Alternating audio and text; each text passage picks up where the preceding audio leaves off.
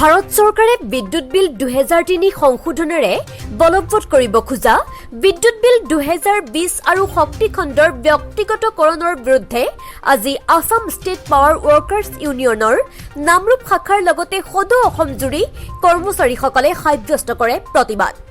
COVID-19 নিয়মাৱলীসমূহ পালন কৰি নামৰূপ তাপবিদ্যুৎ কেন্দ্ৰত অৱস্থিত শ্ৰমিক ইউনিয়নৰ কাৰ্যালয়ৰ সন্মুখত কলা বেজ পৰিধানৰ লগতে বিদ্যুৎ বিল 2020 বাতিল কৰক, শ্ৰমিক ইউনিয়ন জিন্দাবাদ ইত্যাদি শ্লোগানেৰে উত্তাল কৰি তোলে নামৰূপ তাপবিদ্যুৎ কেন্দ্ৰৰ চৌহদ। প্ৰথম কথা হ'ল যে আমি এই প্ৰকল্পটোৰ বিশেষজ্ঞৰ দ্বাৰা যিটো মেচিনাৰিজবিলাকৰ সক্ষমতা, যিটো কোৱালিটি আৰু গোটেই বিল্ডিংটোৰ সক্ষমতা আমি পৰীক্ষা কৰিবৰ কাৰণে দাবী তুলি আছোঁ অসম চৰকাৰক আৰু আমাৰ এপিজিচিএল আৰু AGCLৰ কৰ্তৃপক্ষক।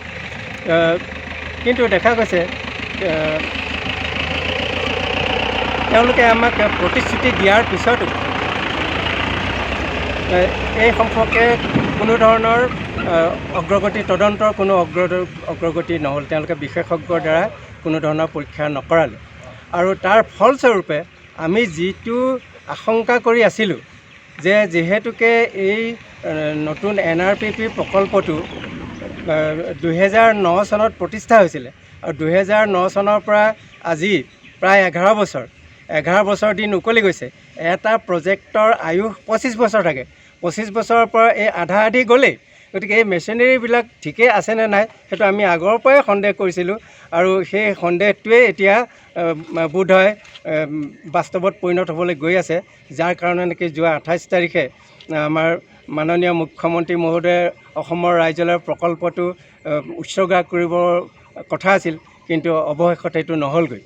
তো ইয়াৰ কাৰণে আমি বিশেষকৈ নিৰ্মাণকাৰী সংস্থা ভেল কৰ্তৃপক্ষক জগৰীয়া কৰিবই লাগিব আৰু দ্বিতীয়তে আমাৰ যি কৰ্তৃপক্ষ ACBৰ যি কৰ্তৃপক্ষ আৰু অসম চৰকাৰে যিটো ভেল কোম্পানীক যিটো লেকাম লগাব লাগিছিল, যিটো হেঁচা দিব লাগিছিল, সেই হেঁচা দিয়াত ক'ৰবাত নহয় ক'ৰবাত ব্যৰ্থ হৈছে বুলি আমি ভাবোঁ। Assam state power workers Namrup শাখাৰ তৰফৰ পৰা আমি আজি গোটেই অসমজুৰি ব্যক্তিগতকৰণ সন্দৰ্ভত আমি কলা বেজ পৰিধান কৰিছোঁ আৰু ইয়াৰ প্ৰতিবাদ কৰিছোঁ আমি প্ৰাইভেটাইজেশ্যনৰ এগেইনষ্টত। আৰু দ্বিতীয়তে আমাৰ এই যোৱা 28 তাৰিখৰ দিনাখন যিটো ঘটনা ঘটিলে আমাৰ ইয়াত, তাৰ আগতেও এবাৰ আমাৰ ইয়াত ঘটনা এটা ঘটিছিলে, যিটো ঘটনা কোনো তদন্ত নহ'লেই, যিটো বাৰে প্ৰতি আমি কৈ থকা হৈছিলে। আমি কৰ্তৃপক্ষকো কৈছিলোঁ, ঊৰ্ধ্বতন কৰ্তৃপক্ষলৈ আমি লেটাৰসহ দিছিলোঁ নামৰূপ শাখাৰ তৰফৰ পৰা তদন্তৰ কাৰণে, আৰু আমাৰ চৰকাৰকো আমি এখন লেটাৰ দিয়া হৈছিলে, কিন্তু তেওঁলোকে কোনো তদন্তৰ উন্মুকনিয়ে নিদিলে। আজি পৰ্যন্ত হঠাতে তেওঁলোকে 28 মে'ৰ দিনাখন তেওঁলোকে কমিশ্যনিঙৰ কাৰণে ইয়াত ৰেডি হৈছিলে। কেনেকৈ ধৰণে তেওঁলোকে কমিশ্যনিং কৰিব বিচাৰিছে সেইটো নাজানো। আগতে তাত যিখন চৰ্টখন খহি পৰিছিলে, তাত তলত যে কৰ্মচাৰীসকলে কাম কৰিব পাৰিব নোৱাৰে তাৰ ইনস্পেকশ্যন একো নহ'ল আৰু আজি পৰ্যন্ত সেইখিনি নাইও হোৱা।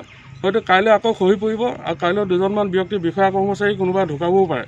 সেইটো তেওঁলোকে কোনো টেকনিকেলিটি হেৰিয়ত নাইয়ে যোৱা। আৰু দ্বিতীয়তে যিটো জেনেৰেটৰ আজি মানে তাত জ্বলি ভগ্নাৱশেষ হৈছে বুলিয়ে ক'ব লাগিব, যদি তাৰ যিটো অংশ মানে তেওঁলোকে হেৰি কৰিছে,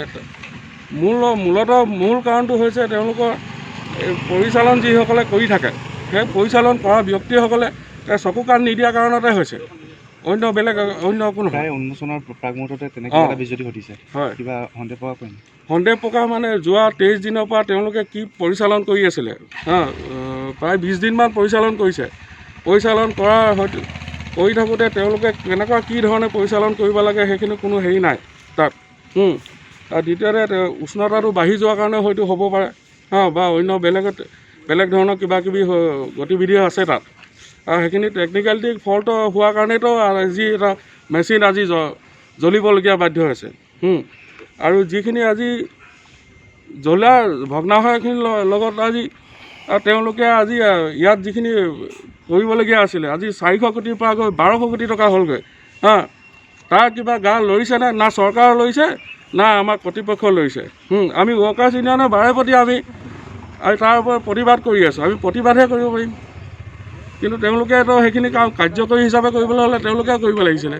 আজি ভেল কৰ্তৃপক্ষক কোনো দোষাৰোপ নকৰে, শ্বটখন কৰোঁতে তেওঁলোকে ভেল কৰ্তৃপক্ষক দোষাৰোপ কৰিব লাগিছিলে, কিয় নকৰিলে? সেয়া আমি কৰ্তৃপক্ষ আৰু চৰকাৰৰ ওচৰত আমি প্ৰশ্ন উত্থাপন কৰিছোঁ।